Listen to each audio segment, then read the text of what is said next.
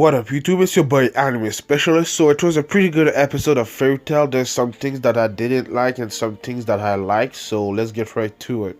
So obviously in last week's episode we saw Wendy and Chelia go up against one of the Spriggan 12. I don't remember her name and I don't really care, but we learned that the third origin, if you use that, you can't use magic anymore, and the one that used it in this episode was Chelia. So now that she used it, she can't use God-slaying magic anymore. She can't use any kind of magic, so that's kind of sad. The fight was really underwhelming because there wasn't any kind of animation during the fights, and I know that it was really emotional because Celia lost her magic, but that's the thing with Fairy Tail right now. You know, there isn't any animation during the fights, and that's the thing that I don't like because it's his final season, so they should go all out, but there isn't a lot of animation. We saw some animation when Natsu was fighting Zelf, but even that fight, it was okay, you know. So I really want more animation during the episode instead of still like shots and everything, you know. So yeah, man. But like I said, it was probably the saddest moment of this arc because Chelia can't use magic for the rest of her life, and it's something big because it's like you're taking your leg or one of your limbs out of your body that you use every day. You know, that's something really big. That's like losing a limb, you know. So that was pretty sad. We didn't see her face after the fight because she was probably crying. We saw Wendy crying because of that.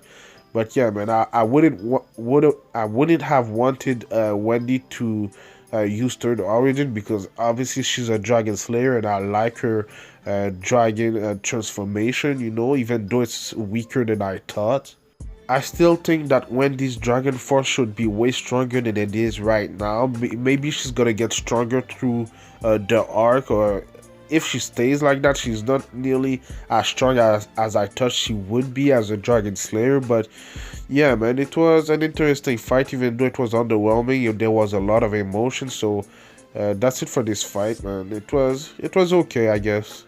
But anyway, let's talk about the second part of the episode when we saw one of the Spriggan 12 enter the Fairy Tail Guild.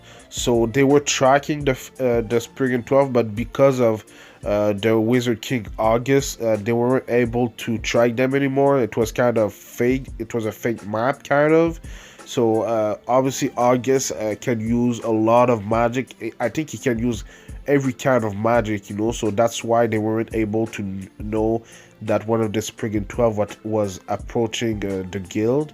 But yeah, his magic is pretty interesting. It's stealth magic, and he can basically kill everyone without blinking, you know. So he put probably most of the Fairy Tail Guild in another dimension, and if they stay there, they're gonna die. So that's pretty interesting. So because he has stealth magic, he can see ghosts, and obviously Mavis is a ghost right now, and he was even able to hit her. So that's how strong he is, and because he hit Mavis' ghost, it actually hurts her physical body, you know. So that's crazy, man. And even the crystal around Mavis started cracking, so maybe she's gonna get out of it soon because of that, but we'll see. When the Spriggan 12 made the members of the guild disappear, Lucy, Natsu, and Happy was still left because of one of Lucy's celestial spirit. I think his name is Chronologium or something like that. So because of him, they were still at the guild. So they were the one that basically saved Mavis. So I'm not gonna lie, Lucy came in clutch, man. Came in clutch multiple times right now in this arc. So that's pretty good. I still think that her new magic, her transformation magic that she can use and have the power of her celestial spirits is really cool because now she can actually fight and not stand there just watching her celestial spirit fight against her enemies and her friends, you know. So now she can actually be the one defeating the enemy. Like always, Natsu came in clutch to save Luffy, and this part of the episode was pretty cool because the art in this shot right there was amazing in my opinion, and just the way that he stops the knife from killing Lucy was amazing because it didn't even really touch him. It touched actually it did touch him, but because of how hot he is, no pun intended, because of how hot he is, it actually melted the metal, you know. So that's how crazy strong and how uh, hot Natsu's body is right now. And I'm not gonna lie, Natsu with a scar on his face looks pretty damn cool, man. It's pretty badass. It's another look that he has because, you know, he has the same look in episode 1 that he has in episode 299. So it's kind, no, not 299, but, you know, before he fought Zelf. But yeah, man, it's kind of cool to see Natsu with a scar. And I know I've said that a lot, but it's kind of crazy how strong Natsu has become. Now he can actually hang with Spriggan 12, even though we didn't really see a lot of the one-on-one of the Spriggan 12 versus Natsu in this episode. We saw most of Natsu and Lucy versus the Spriggan 12, but he can actually beat a Spriggan 12 in my opinion. You know, that's how strong he's become.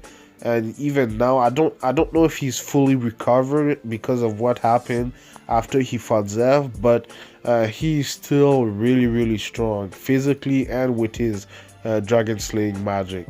The end of the episode was pretty funny because the Spriggan 12 kind of has a phobia of seeing naked women, and he actually thought that it would work against Natsu, but Natsu doesn't really care about that really, because he even said it in this episode that Lucy always wears clothes that are pretty thin, you know.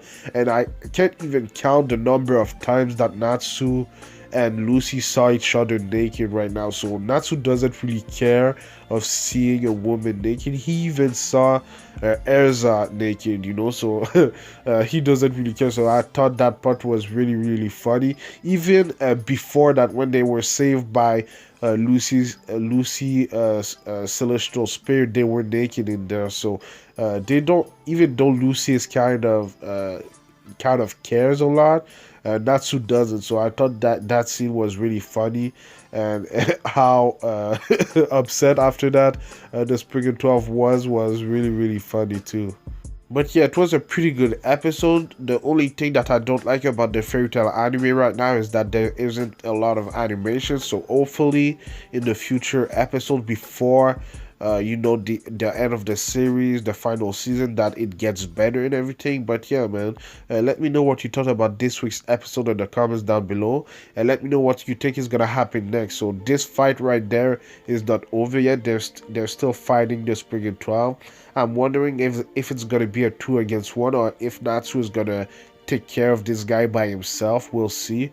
But yeah, man, I do Fairy Tail reviews every Saturday, so subscribe for that. And I do other anime related things like Black Clover reviews on Tuesday, The Promised Neverland reviews on Thursdays, and Sword Art Online Fairy Tail, like I said, and sometime One Piece reviews on Saturdays. And I'm still waiting for the Boruto anime to catch up to the manga so that I can review it, because I don't want to review filler, but stay tuned for that. But yeah, man, thank you for watching, and I'll see you in the next video. Anime Specialist out. Peace.